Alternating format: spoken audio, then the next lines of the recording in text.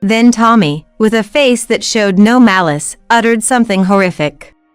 "Because Ginny's going to die soon, right? With the inheritance coming, is there really a need to work?" At those words, I was beyond angry. I was dumbfounded. And Tommy continued to speak. "I even went to get some pocket money from her the other day, and she looked pretty bad. I think she's going to die soon. Can't wait for the inheritance." Saying this, Tommy started fiddling with his mobile phone, a tune almost escaping his lips with his smile. It was at that moment I realized he was a devil in disguise as an angel. Tommy, driven by greed, ended up selling Ginny's beloved violin. Even without this incident, I was already disappointed in Tommy, but now my despair knew no bounds. If you want to rely on a woman, go ahead. If there's someone willing to allow it, then live your life leeching off others. Just know, I will never indulge you again. You, who repay kindness with ingratitude, deserve to see hell. I will never forgive you. I am Mary, a 37-year-old housewife. I live with my husband Tommy, whom I married last year, and we have no children.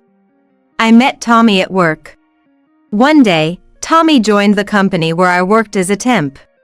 His personality was hard to grasp, and his indifferent attitude seemed to make the training for new hires quite a challenge. Eventually, after the trainer couldn't handle him, I was assigned to be Tommy's mentor. When I asked him, "Why didn't you take the training seriously?" Tommy replied, "Well, the trainer was a man, an old man to be specific. If it had been a young woman like you from the start, I would have put in the effort."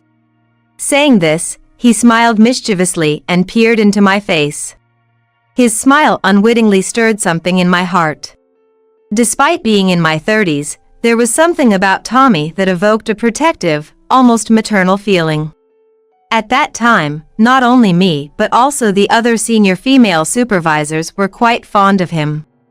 Perhaps because I was constantly mentoring Tommy, seeing him get along with other female supervisors stirred feelings of jealousy within me.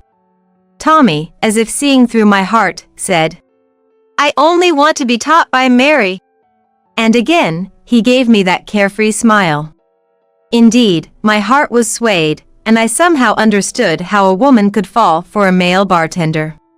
Then, my mother Ginny fell ill. She had been living with a chronic condition, but recently, her health worsened, leaving her bedridden. Ginny chose not to be hospitalized, but to recuperate at home. The company Tommy and I worked for was one of the businesses Ginny ran. If anything happened to Ginny, there would be a lot to consider, including the company's management and financial matters. With Ginny's care in mind, I decided to take a break from work. Just when I thought I wouldn't see Tommy anymore, he asked me out. "I want to be with Mary forever." Hearing this, we started dating. After a while, thinking about marriage, I introduced Tommy to Ginny. Even though Ginny had been pale and weak, her complexion and spirits lifted while talking to Tommy. Truly, Tommy has a knack for charming older women. Nonetheless, I was glad to see Ginny and Tommy getting along. Eventually, we got married. Tommy has always been good at being a sweet talker. Even while we were dating, I paid for all our dates. After marriage, nothing changed. Even a year later, whenever it came to expenses, Tommy never reached for his wallet. At the cash register, he would step back slightly and look at me with pleading eyes. Then, he would ask a favor with his eyes. I'd inevitably feel it was up to me, and I'd end up paying. Indeed, Tommy is currently a temp, and I earn more. Even after taking a break from work, my savings have been enough to support us comfortably. When I asked Tommy, "Don't you have any pride as a man, always having me pay for everything?" "Huh? I don't have that kind of pride. Nowadays, it's not a problem for women to be earning, right?" He replied nonchalantly. Being a temp worker now, but if he worked a bit harder, becoming a permanent employee was definitely within reach. I had intended to properly guide Tommy right up until I went on leave. I explained everything to Tommy, from work itself to business manners and the attitude towards work. At the same time, I wanted Tommy to be aware of what it means and the responsibility it entails to be married. However, all my expectations were in vain as Tommy quit his job all too easily. I pressed Tommy for a reason. Then Tommy, with a face that showed no ill intent, uttered something horrific. Because isn't Ginny going to die soon? With the inheritance coming, is there really a need to work? At those words, I was beyond angry, I was dumbfounded. And Tommy continued to speak. I even went to get some pocket money from her the other day. She looked pretty bad. I think she's going to die soon. Can't wait for the inheritance. Saying this, Tommy started fiddling with his mobile phone, a tune almost escaping his lips with his smile. It was at that moment I realized, this person is a devil in disguise of an angel. Today, I was at Ginny's house again. In the afternoon, my sister Lucy came home to Ginny's house. Lucy got married early, and her kids are already in college, living alone in another region. Since her husband Gilbert is on an overseas assignment, Lucy has been staying at Ginny's house now. In the morning, while Lucy is at work, I take care of Ginny. By the way, Tommy came by the other day. Said he was visiting to see Mom and got some pocket money from her before leaving. Is that kid still not working? Again, I felt down. Tommy seems to visit Ginny during the times I'm not around, quite frequently. And getting pocket money from Ginny has become a regular thing. Before we got married, when I brought Tommy to meet Ginny, it seemed like Tommy realized Ginny had a vast fortune. Perhaps that's why, counting on the inheritance, he quit his job and started coming over for pocket money. Indeed, the house where Ginny lives is located in the most expensive area around here, with quite an impressive gate. This was built by our father Robert, who was also a wealthy man. When Robert passed away, Ginny took over all the businesses and further increased the fortune. Now, Ginny's businesses alone are worth $13 million. Tommy was eyeing that violin in Mom's room, you know. In Ginny's room, there's a violin displayed in a showcase. It seems to be a keepsake from Robert, who once aspired to be a musician. No matter how much fortune she built, Ginny always said there's no treasure greater than this. True to form, Tommy wouldn't miss something that could turn into money. He's got his eye on this violin. Sis, if Tommy comes again, you don't have to give him money anymore. Ah, but Mom will give it to him, huh? What a problem. I felt disappointed again. Although we've only been married for a year and some, I need to think about my future life with Tommy. Seeing me downcast, Lucy spoke to me. There are men who live off women with money. Probably Tommy has lived that way too. It's okay. Even if you decide to divorce, I'm on Mary's side. Lucy's words were reassuring. Perhaps Tommy might change in the future. Divorce is always an option, so I decided to think about it if and when the situation arises. One day, Ginny's condition suddenly worsened. She had a bit of breakfast and was sleeping when she suddenly started to struggle. That day, luckily, both I and Lucy were at Ginny's house from the morning, so we noticed immediately. Ginny then fell into a coma. The attending doctor told us to prepare for her death, and Lucy and I tried hard not to break down. Ginny somehow lasted until the next day, and during that time, Lucy's kids and Gilbert from overseas also came. However, despite having received so much pocket money, Tommy did not appear. This could have been his last chance to see Ginny. And that night, Ginny passed away, surrounded by her family. I believe she died peacefully, without suffering. Gilbert and the kids were crying from grief. I was sad too. But having been told to prepare ourselves by the attending doctor, Lucy and I were able to move on to the next steps quickly. The funeral arrangements, notifying those who had been kind to us, and having prepared in advance, things moved along surprisingly smoothly. I messaged Tommy, informing him of Ginny's passing, and the location and time of the funeral service at the church. Though he read the message, there was no reply. Thinking he might be shocked in his own way, I waited for him to come to the funeral. Lucy and I were at the church, greeting people who had been helped by Ginny during her lifetime. Company executives, old friends, various people gathered for Ginny. Knowing how loved Ginny was by many, I felt tears welling up. Then Gilbert arrived, visibly shaken. "I thought we placed Ginny's cherished violin in the church, so I went to fetch it, but the violin is gone." I couldn't help. "What?" but exclaim. Between Ginny's passing and the funeral, we had been busy and the house had been left unattended. Could it have been burglarized during that time? Lucy looked shocked too. I remembered what Lucy had told me earlier. That Tommy had been eyeing the violin. I quickly called Tommy, who had not yet shown up at the church. Surprisingly, Tommy answered the phone right away. "Hey, Tommy! What are you doing? Not coming to the funeral? Where are you?" Perhaps because of my barrage of questions, Tommy laughed over the phone. Getting bombarded with questions right off the bat, that's funny. Ginny's gone, right? Took longer than I thought. I was getting tired of waiting. I wanted to scream at Tommy for his heartless comments, but restrained myself and urged him to come to the church immediately.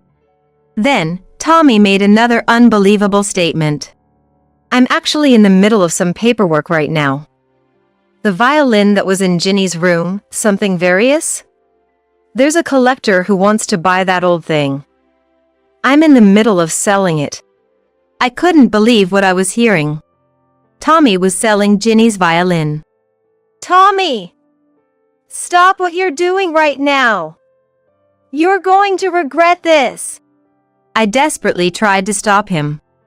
That violin should never be sold. No can do. The buyer's all set, ready with all the cash. So, I'm kinda busy, gotta go. Good luck with the funeral. Bye. With that, Tommy hung up. At the funeral, I couldn't bring myself to tell everyone about Tommy's actions. I decided to talk to Lucy and Gilbert about it later. Tommy had become a money grubber, selling Ginny's cherished violin. I was already disappointed in Tommy, but now my despair was complete. If you want to depend on a woman, go ahead. If there's someone willing to allow that, then continue living parasitically. But know this, I will never indulge you again. You, who can only repay kindness with betrayal, deserve to see hell. I will never forgive you. After Ginny's funeral and cremation were over, we finally had a moment to breathe. Lucy, Gilbert, and I took a brief rest at Ginny's house. The funeral being over didn't mean everything was settled. Ginny had been involved in a wide range of businesses, so there was a lot to sort out. But before that, I had to settle things. With Tommy. In the end, Tommy didn't show his face at the funeral or the cremation. I had completely given up on Tommy, who couldn't even say his last goodbye to Ginny, whom he had always depended on. And what sealed it was the fact that Tommy had sold the violin. I hadn't yet told Lucy and Gilbert about it. Anyway, where could Mom's violin have gone? We might need to consult the police, depending on the situation. Lucy, oblivious to the truth, rested her cheek in her hand, worried. Yes, we might end up involving the police. Sis, I've called someone who knows what happened to the violin. It would be good to hear it from them directly. Oh, look, here they come. As I said this, the sound of a car engine, loud and urgent, approached. The engine noise stopped in front of the house. As the car door closed, Tommy entered the house without even ringing the bell, no hesitation. "Hey, Mary, how was the funeral? Did you collect a lot of wreaths and donations?" Such an irreverent man. Can he truly be considered human? Lucy and Gilbert were visibly disgusted. "Tommy, not showing up for the funeral or the cremation, what's your intention? After all Mom did for you, aren't you sad she's gone?" I said, trying to hold back my anger, slightly accusing Tommy. Tommy then said, "Of course, I'm sad. I won't be getting pocket money anymore, right? When I used Ginny's money for gambling, I tended to win more often than not. Clearly, people who are good at making money also have a lot of luck." His words only served to anger us further. Then, without me even prompting him, he started talking about the violin. "Man, inheritance doesn't come immediately, huh? That was a miscalculation. I couldn't wait for the inheritance procedures, so I had someone sell the violin that was in Ginny's room." Lucy's eyes widened in shock at Tommy's words. "What? You sold it? That violin?" Gilbert, standing next to her, showed the same shocked expression.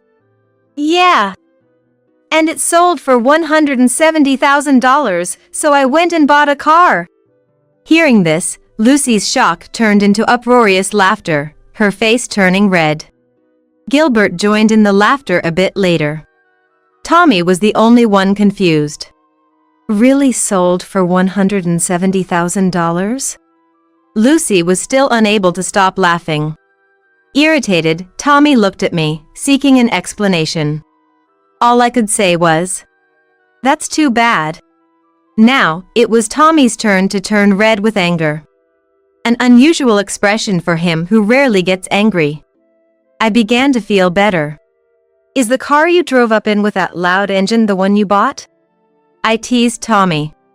Despite his sullen face, Tommy started bragging about the car he claimed to have bought for $170,000. "Yeah, that's right. This house is built on top of a very steep hill, right?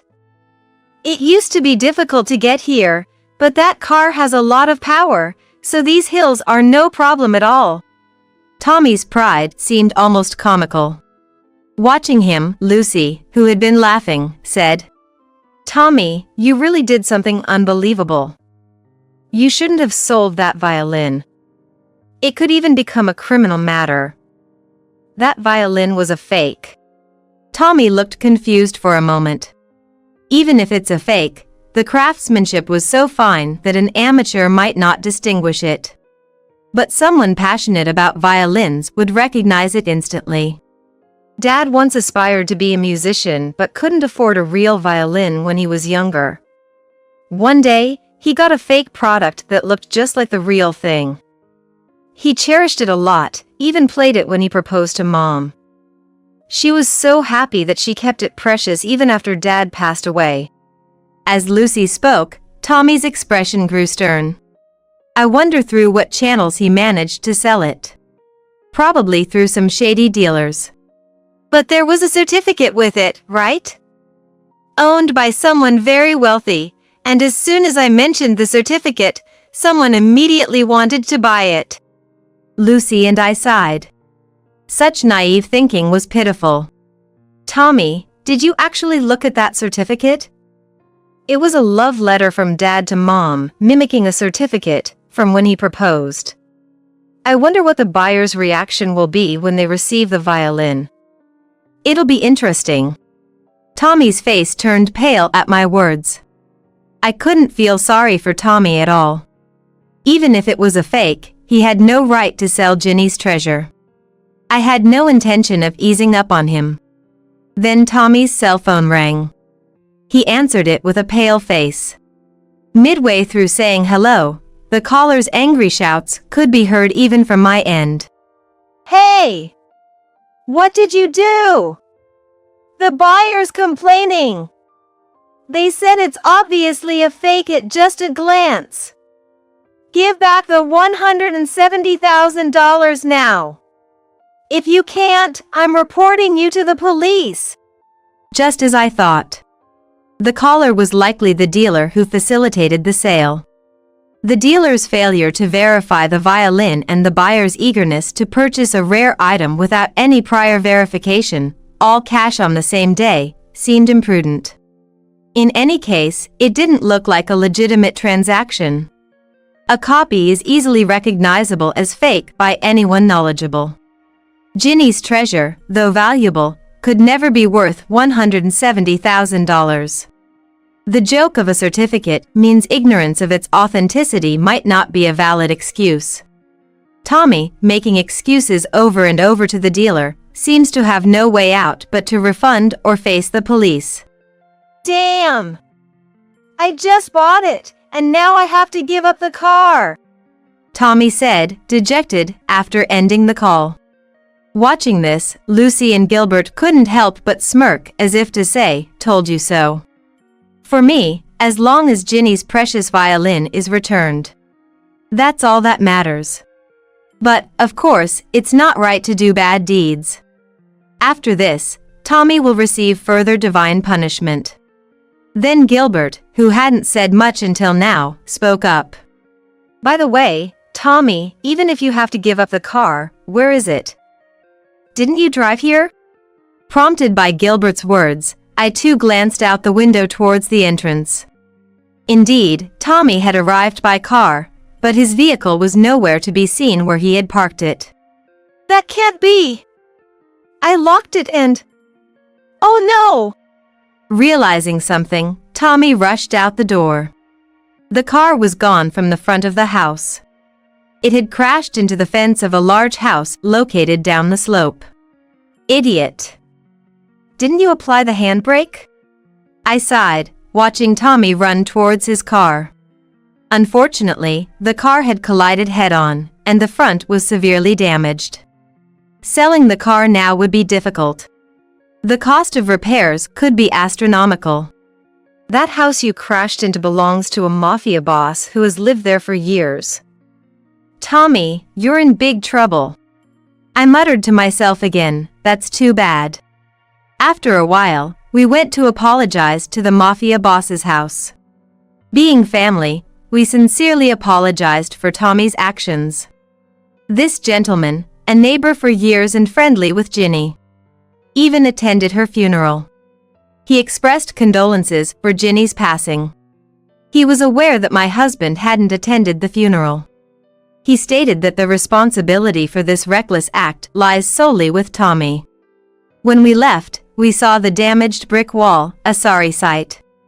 Back at Ginny's house, Tommy started talking about the inheritance again. Hey Mary, when will I get the inheritance? I was so close. Without Ginny's inheritance, I'd be totally screwed. He seemed to be in relief. Tommy was obviously misunderstanding something, so I had to bring him back to reality. What are you talking about? You won't inherit a cent. Tommy looked bewildered by my statement. As my husband and not an adopted child, he had no right to inheritance.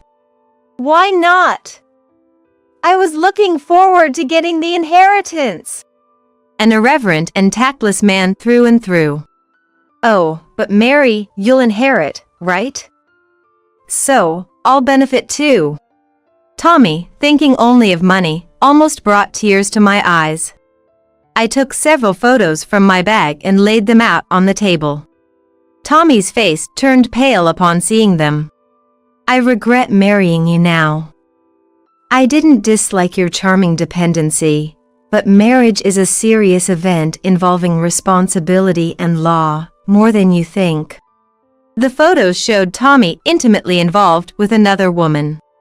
Detectives are really skilled, aren't they? Some photos captured him in close contact or entering a woman's room. Not just with one but several women. Of course, I wanted to trust the person who became my husband. But when you're gone often, and return smelling like women's perfume, suspicions arise. Tommy didn't seem to deny his infidelity. It seemed more like he was uncomfortable that his affairs were uncovered, adopting a so what attitude. You're clueless, Tommy. I'm divorcing you. And I will be claiming compensation. At my words. What? Tommy exclaimed loudly. Of course, I have no intention of giving him a single cent from the inheritance. Not working, just taking money, and on top of that, committing infidelity. Where's the benefit for me to continue this marriage with you? By the way, if I were to keep a pet, I'd prefer a dog or a cat. As I said this, surprisingly, Tommy began to shed large tears. Caught off guard by his reaction, Tommy looked at me with eyes as wet as a puppy's. Don't leave me! Didn't you say you wanted to be together forever? Wasn't there any truth to those words? I'm sorry. Let's stay together forever. I nearly let my heart sway, but caught myself just in time. That was close. I'm not the same person I was back then. I won't succumb to Tommy's protective instinct triggering tactics. Unfortunately, we can't be together anymore. You need to live on your own strength from now on. At my words. That's impossible, said Tommy, truly beginning to cry. Lucy, Gilbert, and I watched Tommy's wailing with disbelief. Then, the doorbell rang. The visitors were the police. I called them. Remember, Mom's violin was stolen. So, while you all were discussing, I contacted the police. The police, guided by Lucy, came to take Tommy away. Tommy resisted, tears streaming down his face. Hey, why? Isn't theft within the family not prosecuted? His loud admission of the theft was both foolish and somewhat endearing. From an outsider's perspective, that is. Even if we're family, we weren't living together. And the violin was my inherited property, theft charges couldn't be avoided. I whispered, "Goodbye," watching Tommy being loaded into the police car. Mom, sorry for worrying you so much. If you have something to say, feel free to visit my dreams. I prayed to Ginny's portrait with those words. Ultimately, Tommy faced various charges and claims for compensation. He admitted to stealing the violin. Being sued for fraud by the violin buyer, the outcome is uncertain since Tommy was unaware it was a fake. Besides, there's the cost of repairing the mafia boss's fence and compensation claims from me. Some women Tommy had affairs with were married, and their husbands are also claiming compensation. Tommy, now drowning in debt, is undergoing divorce mediation through lawyers with me. I said that there was a proposition for property division, but since I had a leave of absence after marriage, we hadn't amassed any wealth together.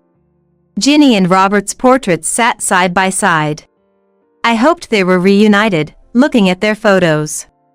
Beside the portraits was Robert's cherished violin. We had explained the situation to the buyer, who kindly returned the violin. The $170,000 came from Ginny's estate. As the violin's return was our priority. We planned to recover the entire amount from Tommy. Mary, make sure you don't get caught by a pet-like man again. Lucy, with Gilbert to return overseas, seemed a bit lonely. I've decided to stay in Ginny's house for a while, now single. The women involved with Tommy were apparently those he had previously leached off. This information came from the detective who investigated Tommy. Tommy had wanted to show off to these women with the little money he acquired, but now, it's irrelevant to me. His motive for joining our company was seemingly to find women to depend on. And I became his target.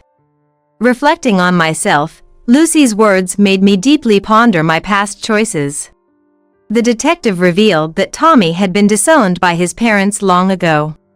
They were disgusted by his refusal to work and leeching off women. I could fully understand their feelings now. Tommy, unable to live without depending on women even as an adult, is truly pitiable.